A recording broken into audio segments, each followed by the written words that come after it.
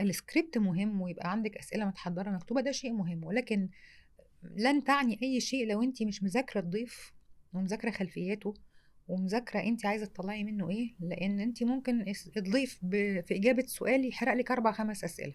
مظبوط. فلو انت مش مذاكراه لا تلاقي نفسك ان انت حافظه مش فاهمه، بتعيدي اسئله وهو اصلا جاوبها خلاص، والضيف يحرجك يقول لك انا لسه قايل ما انا لسه مثلا. ايوه. او من اجابته يكون واخدك في حته لو انت مش مركزه ومذاكراه هتضيعي منك فرصه او تصريح او حدوته حلوه تضحكي. اول حاجه طبعا ان هو يكون مذاكر.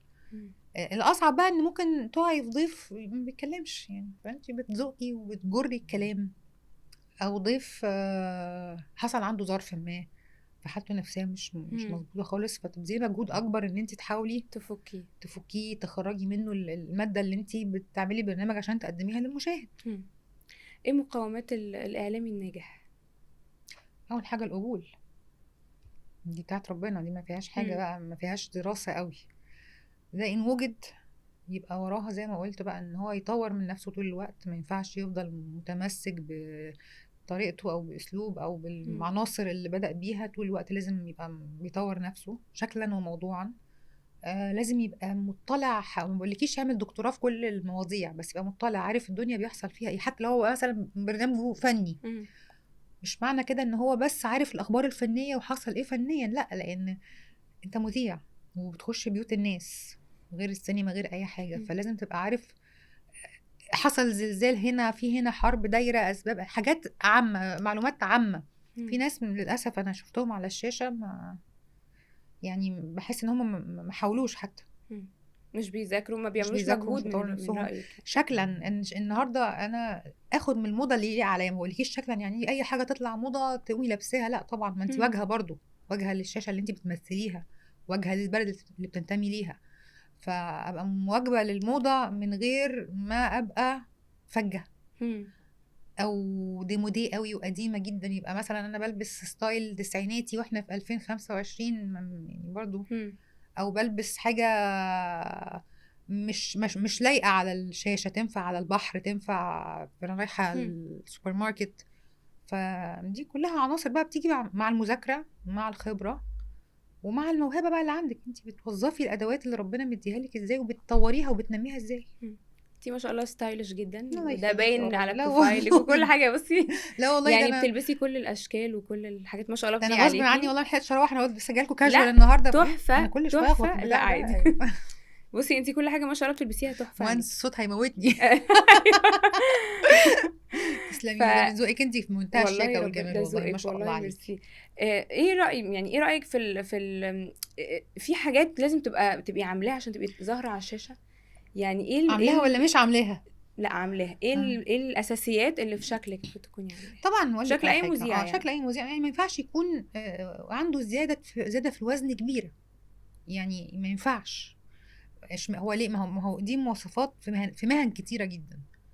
ما ينفعش ليه؟ لان مع كامل احترامي انت بتطلع على الشاشه، يعني اي واحد مش حتى من جنسيتك لما يشوف مذيع مصري او مذيع لبناني او مذيع امريكاني او بتاخد حته بيقول لك ايه، اصله امريكاني اصله مصري، انت برضو بتعبر عن بتعكس عن السمنه مثلا الزايده دي مرض، مش حاجه صحيه. انا مش بتنمر على اللي وزنه زايد، ما انا وزني بدخل بال 35 كيلو وانا حامل مثلا.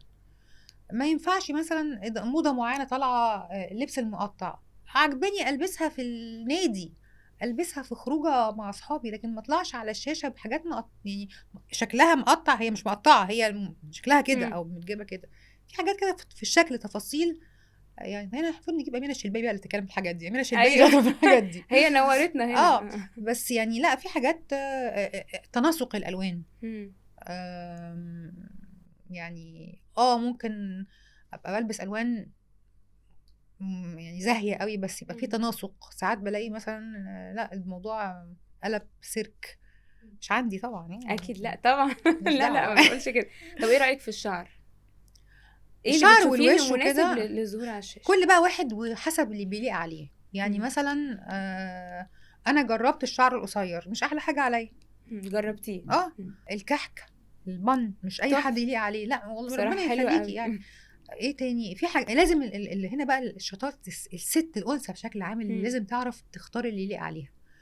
اللعب في الوش كتير طبعا برضو مش حاجة حلوة. تجميل قصدك. ايه ده يعني التجميل، ما هو كلنا بنحب جمال، مم. بس في ناس بيجي لها حالة إدمان وإفراط مم. على فكرة، مش مذيعات بس، يعني بني آدمين بشكل الناس عام، العادية وبقت مظبوط. رجالة وستات. ف ايه رأيك في الموضوع ده؟ تقولي لهم ايه مرض، يعني؟ ده حاجة مرضية، مرض نفسي يعني، خلل نفسي. ما هو ده مش كلامي، ده كلام المتخصصين. أي حاجة بتوصلي بيها للإدمان مش قادرة تتوقفي عنها بدون حاجة وبدون داعي، أو تكون بتعمليها بضرر ليكي وتستمري فيها، ده خلل. مم. زي ما قلت لازم يبقى حد محافظ على شكله، محافظ على وزنه.